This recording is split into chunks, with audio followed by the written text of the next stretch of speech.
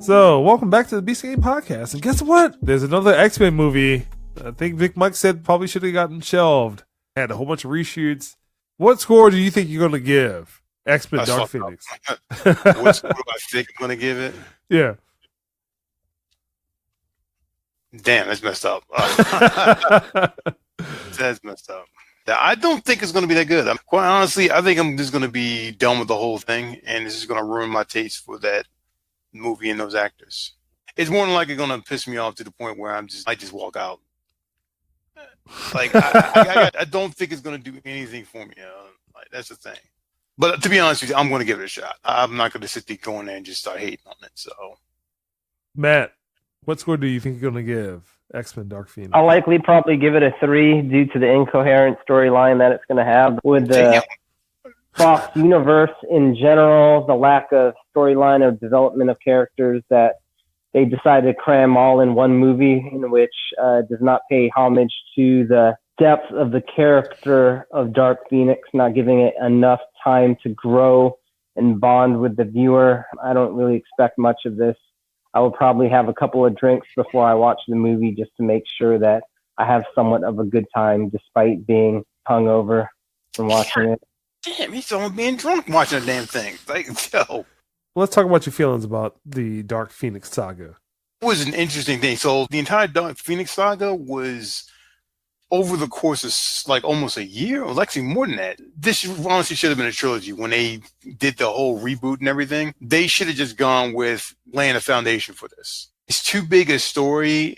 It basically dealt with the whole thing with the X-Men, because basically Jean Grey was considered one of the most powerful ones, and when she got the Phoenix Force, she's went on a whole other level. I mean, it was one of those storylines that just captured everything that was good about the X-Men.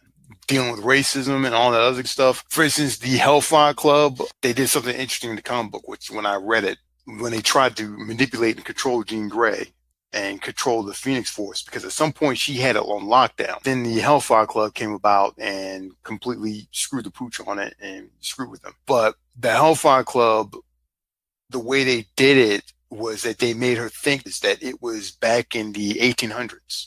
Dark Phoenix Saga is just one of those things, like one of those hallmark stories about the X-Men. Right now, it feels like they're doing piecemeal. It's like they introduced the characters, the last movie, which was terrible, and now they're going to try and bring it full circle with this one. And I'm almost guessing that they reshot the ending after the Fox bought them, so I'm assuming that the original ending had Jean Grey dying and then, you know, laying the hints that she can come back or some mess, but of course they're not going to do another movie and everything. So I agree with Mike. They should just kill this movie. Coming into this with a low expectation. Visually, they got the look right. I like James McAvoy as Professor Xavier. I like that they've moved them towards that level, but I do not like almost cavalier way they took with the X-Men as a whole. They should have started with the original 5 and built up from there. Instead, they trying to just kind of pick and choose their favorite characters and just threw them in there and kind of to see what works. And the Magneto storyline should have been over with by now. We just have a difference of opinion, and I want to take over the world. It's done. I mean, at some point, he needs to cut out. All right, Matt. I think if they built up the history between Magneto and Professor X, it would have had a more lasting impact on the viewer, because for a period of time, they were very good friends that actually did missions together. This was before Professor X was in a wheelchair. I think they failed to capitalize on that. I'm hoping that when Marvel does reboot this, that they take the time and the effort to build this character up, because I have a feeling we will see the Dark Phoenix saga probably done correctly, probably over a period of 10 years, just like they did with Infinity Saga. More than likely, if they do it just like that, slowly build up with a slow change in between over the years, I think it can be done pretty well. All right. But in this case, this movie is going to be a shit show. All right. So I have a question for you guys. What do these movies all have in common? Triple X State of the Union, X-Men The Last Stand, Jumper, Abraham Lincoln Vampire Hunter, X-Men's Days of Future Past, Fantastic Four 2015.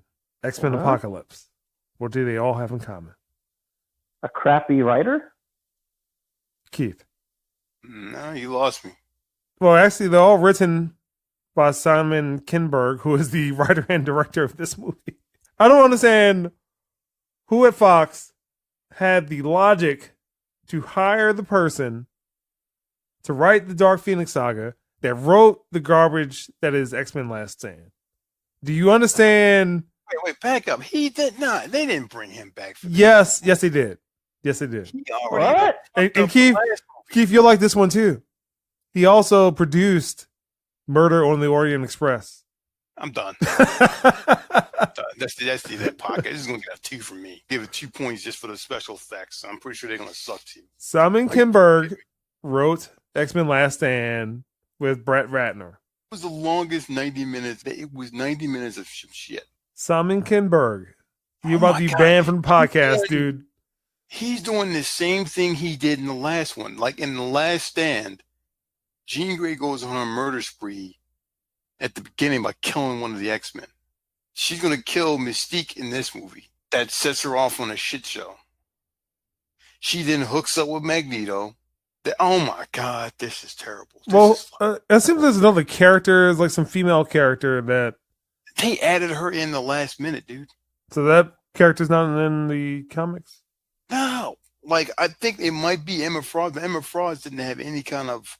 But real wasn't she say. already in one of those movies, Emma Frost? Oh, Lord have mercy. Was she in X-Men? She was in the very first X-Men. Yeah. Oh my God, this is terrible.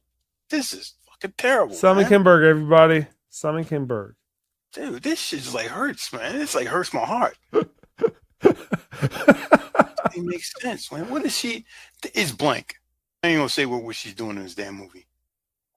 The person that wrote Fantastic Four, even though that movie had problems, he might have tried to rewrite it at some point. But also, I think he might be in on some of those other Star Wars movies, the offshoot movies as well.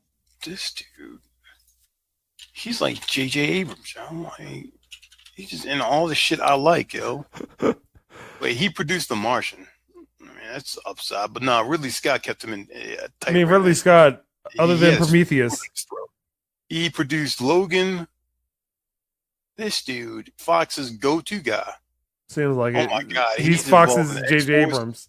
He's involved in the Twilight Zone, Star Wars Rebels. What the fuck?